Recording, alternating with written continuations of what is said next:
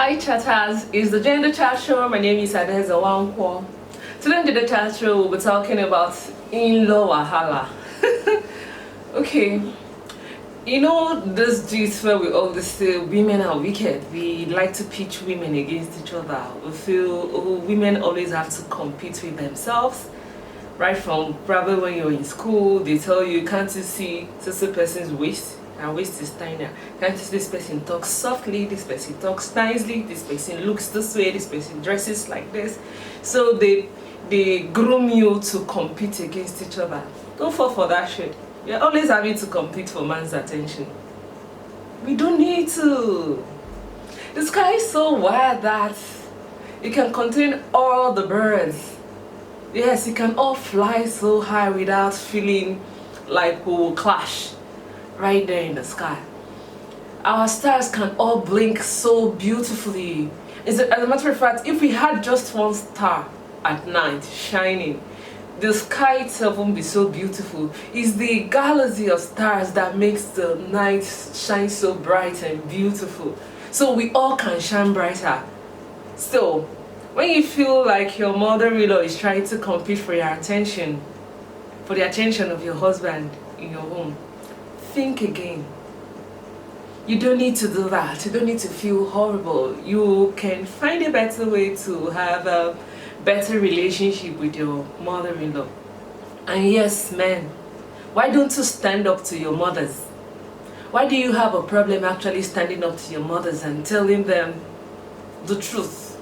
Most of the time, your wives don't even know the right words to say to get them to do right. Your wives don't even know the proper thing to do to get them to do right, right? You, as the man, you know your mothers better because you were raised by them, you grew up with them, you already understand their character.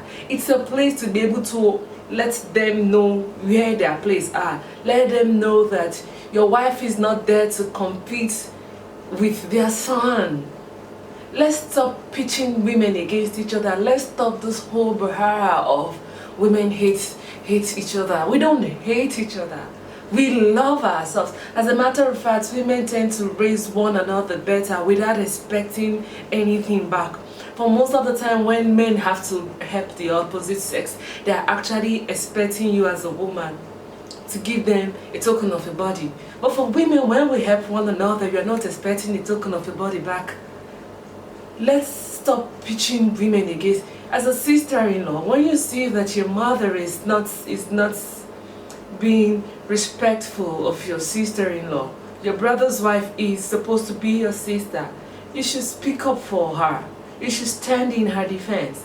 Because as a daughter, you would be married out, or if you are married out, you don't want the same treatment for your home. You know, it's funny when young girls actually sit down and say, oh, I don't want to marry a man that has mother. You wish upon yourself not to be alive when your own kids start bearing fruits, start having kids. You wish upon yourself sadness. A beautiful home does not necessarily mean a home without rancor. It means rancor comes up. It means you people having a way to deal with your issues as they come. As they arise, as issues arises, you should always learn how to deal with them. But men, you really need to speak up. You really need to stand up for your wives. They are your wives for a reason. You won't just throw your hands in the air and tell yourself, oh, well, it's my mother, you have to respect my mother. We understand all that. She already respects your mother. But you need to be able to define each other's role. Listen to your wife. I'm very sure you wouldn't like it if while you were growing up, your mother's own mother-in-law, that is your paternal parents, were treating your mother without respect in your father's house. You wouldn't want that happening, right?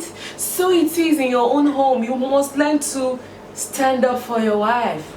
And mothers, please, let's know our place as mothers and not as those who go to homes and trying to decide for their sons how to run their lives. This person is not married. This person has started his own family. We should let them have their space. We should let them have have their own corner. Let them define their own role.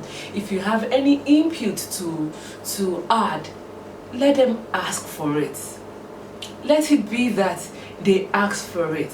And if you choose to offer the advice, do not force it on them. Do not insist on it. Do not make it look like they not listening to you means you don't matter. You actually do matter, but they've decided that to run their own lives differently doesn't necessarily mean they don't love you. Sister-in-law, mother-in-law, daughter-in-law, we really need to do better as women to keep uplifting one another. And hey, enough of trying to pitch us against one another. We love our mother-in-laws. As a matter of fact, I still want my mother-in-law to be so available because hey, I want her carrying her grandkids, nurturing them. Because if I've settled with you as a man, it means your mother probably raised you right. And I would want a part of her to raise my kids too. I would want her wisdom, understanding. I'm not saying they are always perfect. I'm saying I'm willing to give and take. It is really, really important that we give and take. Alright, it's been fun hanging out with you on the Gender Chat Show today. My name is Adeza Wankwo.